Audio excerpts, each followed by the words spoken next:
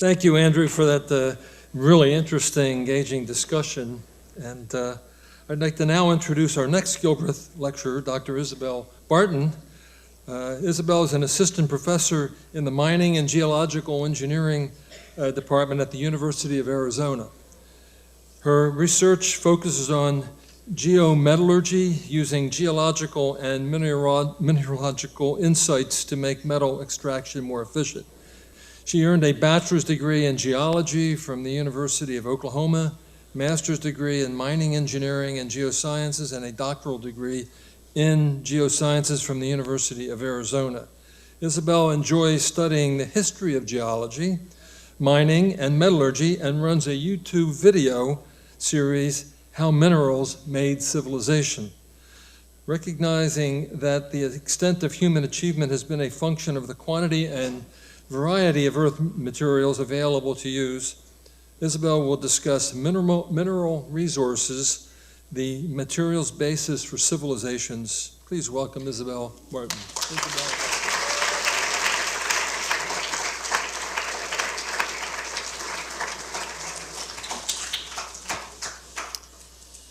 Hello there.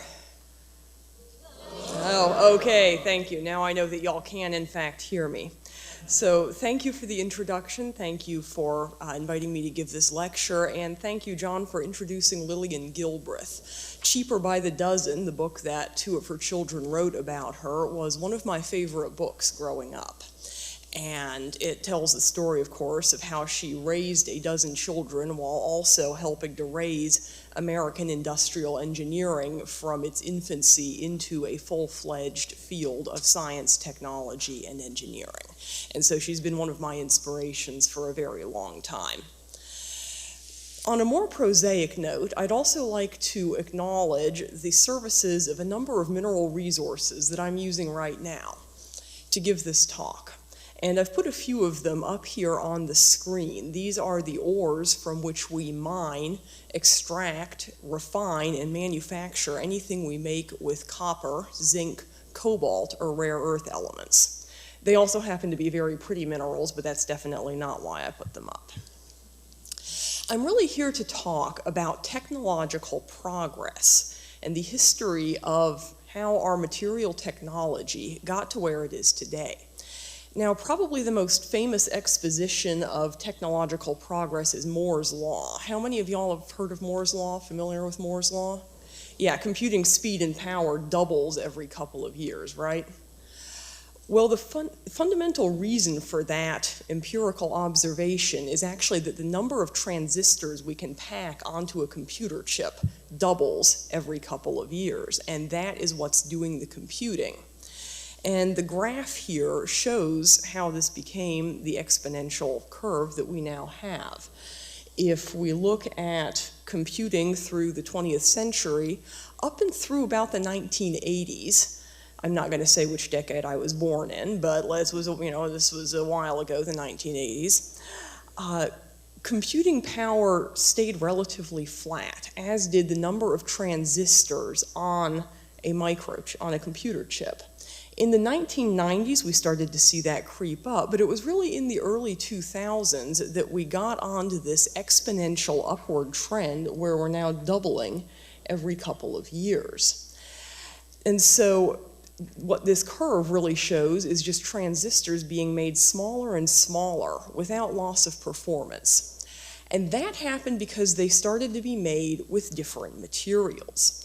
Back in the 1980s, it took about a dozen chemical elements to make a transistor and make a computer chip, a pretty good one.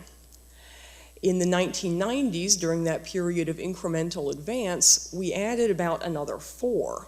But that exponential rise in the early 2000s coincides with the addition of another 45 chemical elements that we mined from ore minerals, smelted, refined, and manufactured into computer chips, for a total now of over 60 chemical elements. And that is what enabled us to make transistors smaller without loss of performance, so that we could put more and more of them on a computer chip and increase the power of our computers exponentially. And that's just computers. If we look at the whole of technology, materials that enable us to do what we take for granted, and we expand our scope from a few decades to a few millennia, we see the same thing, an exponential curve. Today, we're out here on the right side of the curve. This isn't even all, or close to being all, of the materials derived from ore minerals that we rely on to run our technology and make the stuff that we use every day. Further back in history, you can see that that number decreases. Or, putting it another way, in the Stone Age, it didn't matter, really, if you had specific materials that could transmit electricity or react with others or build a tall building. Because in the Stone Age, if your main problem was this cave bear is attacking, I need to club the cave bear before it kills me, the specific electromagnetic properties of the rock you're using as a club are probably not of great interest.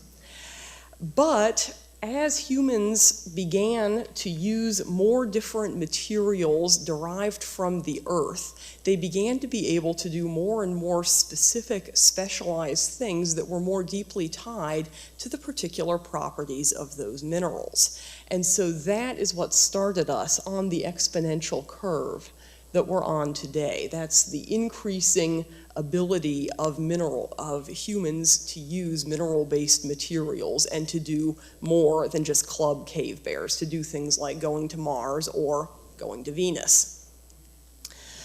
This really got started in the Bronze Age. And this was a time period where people started to alloy copper with tin and with other metals to create the first material in the world that was distinctly superior to anything available in the Stone Age. Bronze is hard, it's strong, it holds a good edge. Unlike stone, it isn't brittle. And perhaps most importantly, bronze, if you make it with the right composition, has a melting point low enough to become liquid in an ancient furnace. And because of that, it can be cast. And so you can cast many copies of the same object very quickly and very efficiently out of bronze. And so you can mass manufacture bronze in a way that you can't with stone. Now, the first use that people put this to, humans being humans, was in weaponry. A bunch of kings around the ancient Middle East in the 3rd millennium BC saw this as an opportunity to equip their soldiers with the same arms and the same armament, using the uniformity engendered by the casting process. And this meant that they could have soldiers acting as a unit. And in short, it led to the creation of the standing professional army, like the Akkadians shown drilling in the stela there from the 23rd century BC. So this is why the Bronze Age was also the age of empires. It was because bronze created a huge power differential between the Bronze Age, bronze-equipped professional standing army and the people trying to fight those armies off with Stone Age weaponry. That is not an even fight. And so this coincided, the rise of bronze, with the rise of empires in the wake of bronze. What finally undid that was actually the advent of another metal derived from mineral resources, and that was iron, which archaeologists refer to as the democratic metal, small d, democratic metal. Iron made with ancient techniques is not as good as a good bronze. It's a bit softer, it rusts, and it's nowhere near as pretty, I can assure you. But the thing about iron is it is very common. Unlike copper, tin, and anything else you can make a bronze out of. Iron is a major element in the Earth's crust. Deposits of it are not hard to find, and if you want a source of iron ore, you can usually find one pretty quickly. And so the empires of the Bronze Age, which had risen to power and maintained power by controlling the supply of bronze, suddenly lost their ability to monopolize effective weaponry. And so as iron smelting technology, the knowledge of how to produce iron from those ores spread around the world, the Bronze Age collapsed, the empires collapsed, and the geopolitical playing field once again became level. The other thing iron did, by the way, was create the feedback loop that we're still in, because iron was in fact so common that it became cheap enough to be used not only for weapons, but for tools and for farm implements. These raised food production. When there's more food around, the population grows, and then that in turn requires a continued supply of iron implements to maintain a high enough food output to support that added population. And so this was how resource dependence really got started in a few millennia BC. By the classical era, which I'm going to infuriate historians by defining as the pre-industrial technological high point of any given society, the mineral resource dependence was very intense, but not very extensive. If you look at the ancient Greeks, the Romans, the Incas, or any of the other classical civilizations, they used metals very intensively. They needed lots of metals, but they didn't need very many different metals. 6 or 8 was typical, fewer was very common. Other than that, they could do everything with Stone Age materials. Notably, they did not use minerals for energy. If they wanted energy for heat, they would burn wood or charcoal or dried animal dung. If they wanted energy to move something from A to B, it was a question of how much human or animal muscle power they could bring to the site. And so mineral resources in the classical era were used intensively but not extensively. So how did we get from this situation to the right-hand side of that exponential curve where our resource use is both intensive and extensive? We need lots of different metals and minerals, and we need a great quantity of them. Well, that would be a much longer talk than I have time to give. We'd be here until midnight, and nobody wants that. But I would like to highlight a couple of the times in history when our use of mineral resources really made a quantum leap forward or up.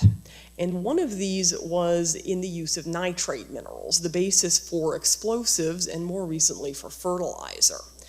The use of gunpowder, a mix of about 75% nitrates, 10% sulfur, 15% charcoal, began in China in the first millennium AD and spread westward, starting in the late Middle Ages, across Eurasia as Central Asian groups that had cultural and commercial contacts with both the Chinese and points west spread the technology. When gunpowder met the Middle East and Europe, to say it found a ready audience is an understatement, because those were 2 regions at the time whose inhabitants' main pastime was trying to kill each other. And so they really took up gunpowder with a vengeance. Europe, in particular, at that date, had what was probably the highest frequency of wars per year per square mile of any place on Earth. And so everybody started using gunpowder, everybody started trying to outclass everybody else's gunpowder technology, and you had a series of arms races and rapid technological developments, because gunpowder was the first technology since bronze that conferred an insuperable military advantage on the possessor for fairly obvious reasons. But gunpowder also did something else, because in a way it was different from bronze. Bronze as a material is pretty forgiving. Gunpowder is anything but. It requires a very high quality and a very high degree of uniformity to be effective. And quality and uniformity were 2 things that manufacturing processes in the Middle Ages were not very good at. And so this led to fundamental changes both in things like precision machining to make guns, cannonballs, and so on, and in the manufacturing processes used in gunpowder. These spilled over into manufacturing as a whole, helped along by the second big quantum leap between classical and modern minerals use. And this one actually happened because of environmental reasons. And it was in Europe, which for several millennia had had a very high population density and a long culture of burning charcoal and wood whenever it got cold. By this point in history, about the 13 to 1400s AD, this had resulted in widespread deforestation in Europe. And as wood and charcoal became scarcer and more expensive, people who couldn't afford them anymore took to burning these weird black rocks that they could just pick up or dig up for free. This was coal, which smelled awful when you burned it, but it gave off heat, and in a northern European winter, one of those things counts more than the other. At first, for a couple of centuries, coal was really only used as a source of heat. But about 1700, inventors started using that heat to boil water into steam, channel the steam into a piston cylinder, and use it to move a shaft hooked up to the piston, and this way they found they could drive a machine to do just about anything. Welcome to the era of steam power. This really caused a fundamental change in the way that we make stuff and the amount of stuff that we could make. Before the era of steam power, let's take thread or yarn as an example. This was made by thousands upon thousands of workers, usually women, who would take a break from their other work, which they had plenty of, spend a few minutes or a few hours spinning on a spinning wheel or a spindle, and then every few months a merchant's buyer would come through the region and purchase whatever they'd managed to make at piecework rates. Well, steam power made it possible and made it much more efficient to instead have a huge number of mechanical spinning machines all hooked up to one drive shaft driven by a steam engine in a centralized facility that started to become known as a factory. This allowed the spinning machines to be driven a lot faster and at a more consistent pace than any human spinner could do. As a consequence, output soared. Mass manufacturing began. And that finally broke what had until then been the unbreakable link between the economic output of a country and the number of workers that it had. In economies that were traditional or that stayed traditional, how much you produced, your GDP, was a direct function of how many workers you had trying to produce it. Steam power enabled more to be produced with fewer workers, and as a consequence, for the first time in history, GDP per capita actually started to rise. Not just GDP rise overall, but GDP per capita. And so you can see this in the graph on the right as economies that adopted large-scale steam power began to see a steep rise in productivity per capita. That, of course, was the Industrial Revolution. And from that day to this, it's never really stopped.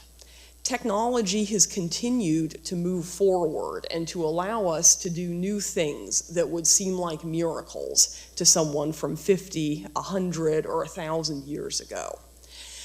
And every time technology has made one of those steps forward, it has been because there are new materials, almost all of them derived in one way or another from minerals in the earth, that allow for that to happen.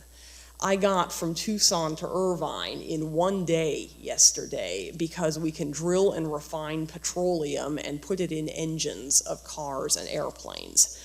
We're in this building right now because we dig up iron ore, we smelt it into iron, we alloy it with carbon, manganese, chromium, nickel, cobalt, and the other ferroalloys that allow us to make a steel that can hold up this much weight. I'm giving this talk with slides and a microphone instead of just orating at everybody because copper wiring is carrying electrons back and forth where we tell them to go in the AV system in the computers. And the list goes on and on. Every time technology advances or every time more people around the world get access to technology, it comes with additional need for materials with the unique properties that allow that technology and which are derived from mineral resources.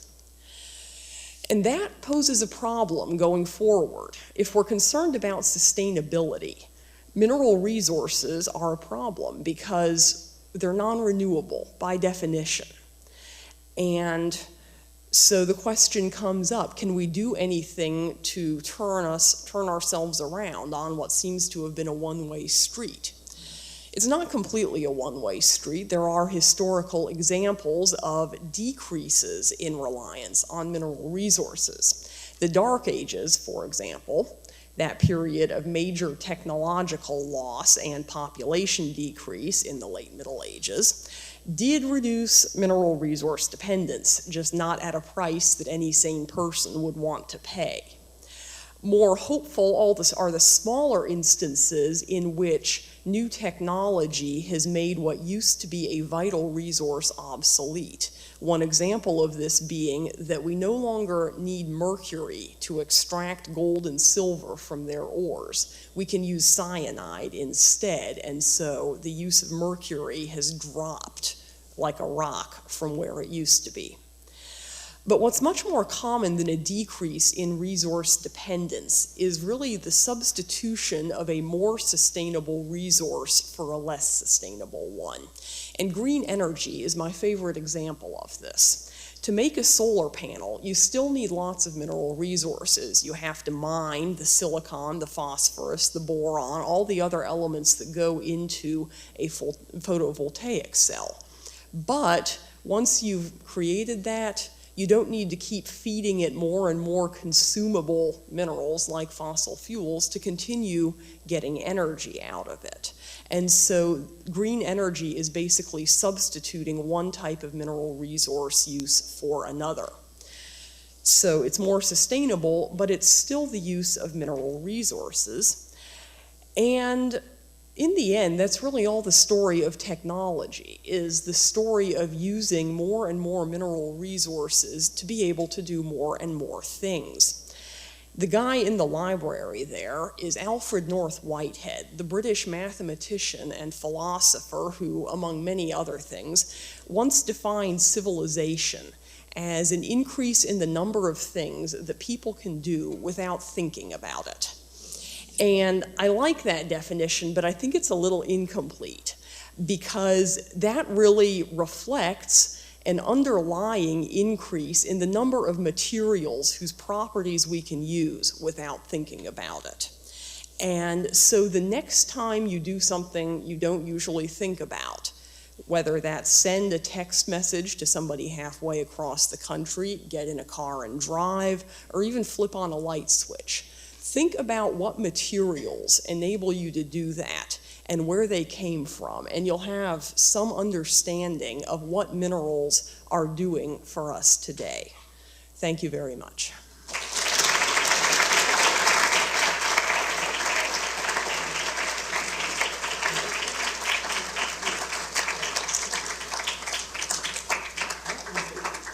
History lesson, 6,000 years in 25 minutes. Oh, thank you. So, we're up for questions now. So who's got a first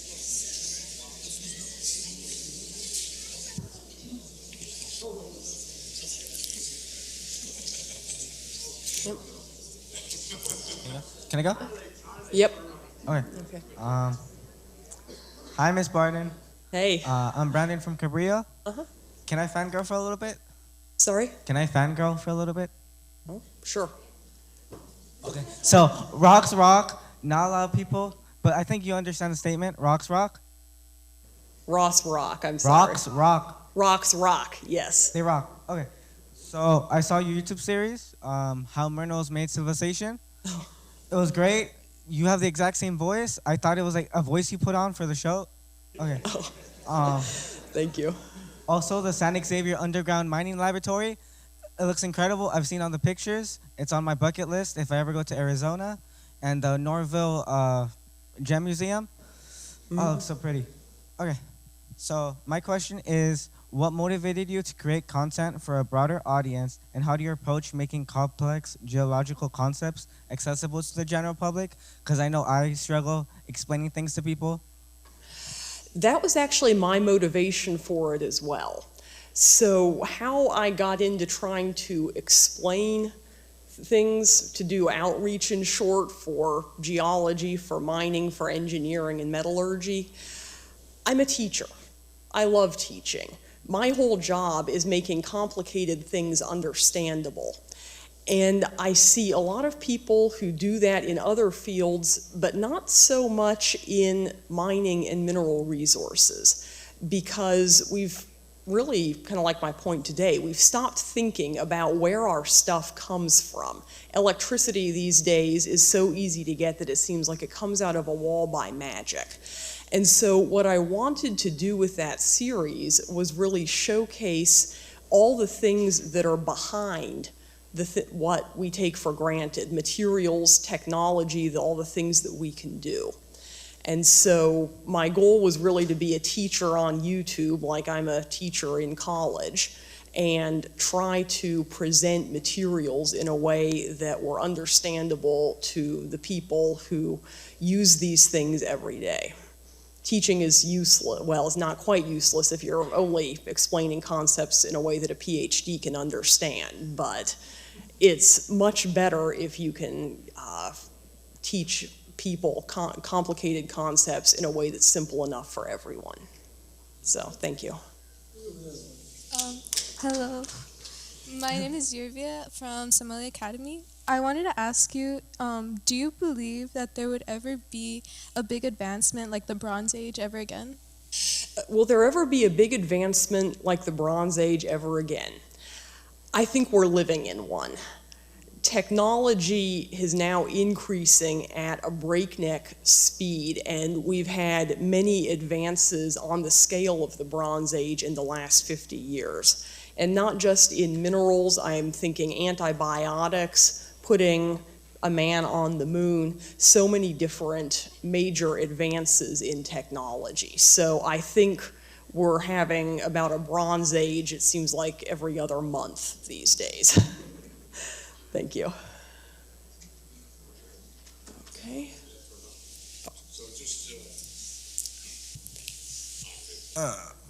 So just to add to your comments on teaching, which are wonderful, there is interest, I'm sure you can say that.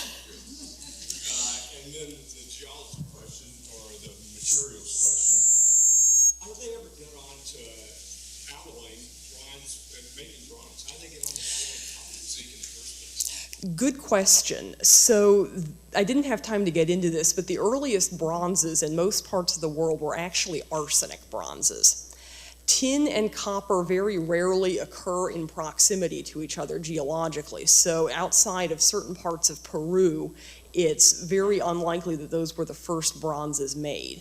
Most of the world, bronze probably happened by accident when somebody put an arsenical copper mineral like conocalcite that looks a lot like pure copper or malachite into the smelter by accident, took the result and went, wait a minute, this isn't copper. And so after that, usually there was a shift from arsenical bronze to tin bronze, and with periodic reversions to the arsenical variety whenever the tin supply, which had to be imported from a different geological area, was interrupted. How did they know to make bronze? Like I say, they probably got an arsenical bronze by accident the first few times and then realized that, hey, this is good stuff and we can do more with it. Trial and error. Trial and error, yes. Like Thomas Edison. Hello, I'm Michael Bradfield. I'm a senior at Cabrillo.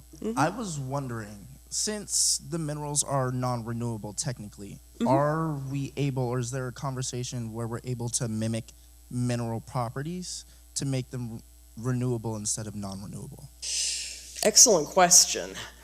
The answer at the moment is no. We use metals so much and so extensively because their properties are unique. And if we synthesize something with, let's say, nonmetals like carbon to do the same job, we invariably end up using metals in the process, for example, for the machinery that makes the new synthetic compound. And so there really isn't a way to replace most metals completely. We can cut down on our usage. We can make spaceship parts smaller, lighter, and try to use less metal, but fundamentally there's no replacing those properties. Good question. Hello, does this work? Yep. Hey, so it's really easy to see the progress of technology in recent years, right? Like 50 years ago, we had the first phone call, but it's a joke these days that, you know, iPhone, a really big company, they're releasing the same iPhone every year. So my question is, how much better does it get? Like, at what point does humanity reach perfection with technology? At what point does humanity reach perfection with technology? A moment while I consult my crystal ball. Okay. I don't think there really is a point where we get to perfection. We've continued to make advances. Life is immeasurably better today for more people than it was, again, 100, 1,000, or 10,000 years ago. But I don't know if perfect is a place we can ever get to. So I think there's lots of room for progress left to be made, and it's future engineers whose job it will be to get us toward that perfection. Good question. I'm King Castro. I'm in the 12th grade at Cabrillo High School. Do you believe that gas cars will be extinct because of electricity? Do I believe that gas cars will be extinct because of electricity? Eventually, I expect so. I should add that this prophecy is worth exactly what you paid for it. I think that electric vehicles have a ways to go before they can do everything that a gas-powered car can do, but for most applications, I would say that electric vehicles can eventually improve to the point where they can do about as well. The trick is going to be making them economically competitive, i.e. as cheap as or cheaper than a gas-powered car. They suck up a lot of minerals too, right? Yes, the other aspect to this, which John just touched on, is that how green an electric car is depends an awful lot on where you're getting your electricity from. I didn't show it in this talk, but I have this beautiful photograph of the back of an electric car with an Illinois license plate that reads no CO2. The state of Illinois, in the year that photograph was taken, got 69% of its electricity by burning coal. So if the guy has rooftop solar, then he's good. But if he was charging his electric car battery off the state grid, then it's not an electric vehicle, it's a 69% coal-fired vehicle by proxy. Hi, my name is Felicia Amit. I go to Cabrillo High School. I'm a junior, and I'd just like to ask, what are the implications of the shift from a fuel-based energy system to a mineral-based energy system in terms of resource availability and the impact it has on current technological and energy production developments? So what are the impacts of a shift from a fuel-based to a mineral-based economy? Very good question. Mainly, it improves sustainability. The big difference between getting energy out of metal-based things like a solar panel or a wind turbine compared to getting energy out of a gas engine is that once you've used the gasoline, it's gone. It has turned into CO2 plus assorted other molecules. With a metal, it's a durable good. You can keep using it for years, and then at the end of life, you can recycle it, or theoretically recycle it. And so it improves sustainability. In the long run, however, it is still using mineral resources. And so far, nobody has really come up with a way to your point, synthesize metals without using metals. And so the only genuinely sustainable solution for the very long run is what's called a circular economy, where you basically are recycling everything you're using, and everything you're using is made from recycling. And so creating a circular economy involving modifications to both the demand side and the supply side is the end goal of a lot of the sustainability research going on in mineral resources. But the shift that you mentioned from mineral fuels to minerals as fuels is part of getting there, but only part. One more question, we have one? Okay. Sorry, Martin, we go with you. I'm sorry. My name is George Paston from Cabrillo High School. First of all, what a great presentation you made. You really had me thinking a lot about like progression through civilization. So my question is, eventually we will run out of minerals, right?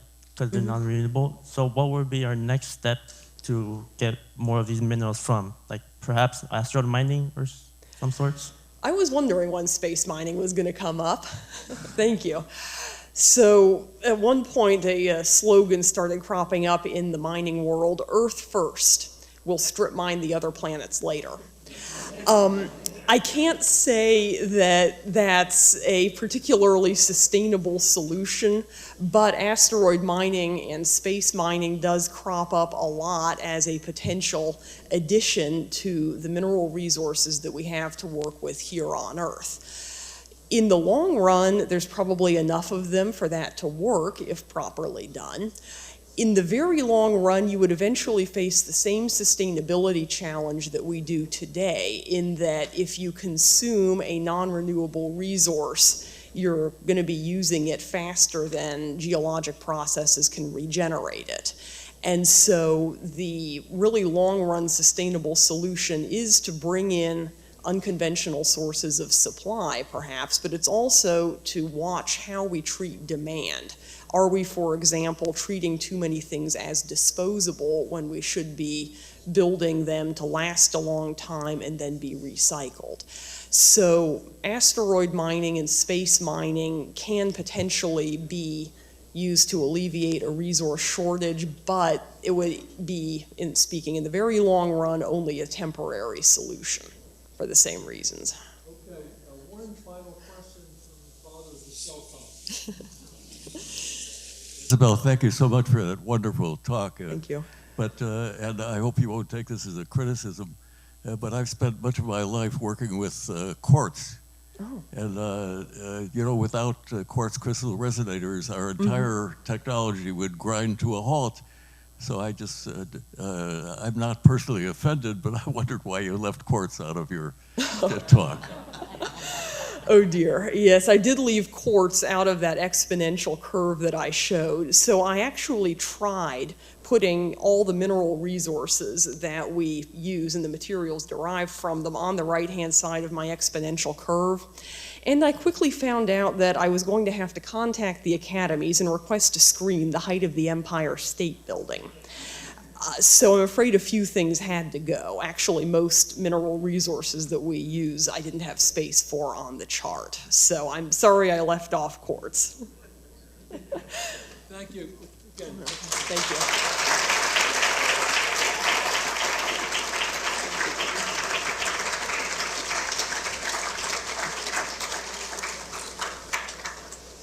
you. Okay, thank you, Isabel. Wonderful lecture. And we're going to take a break now.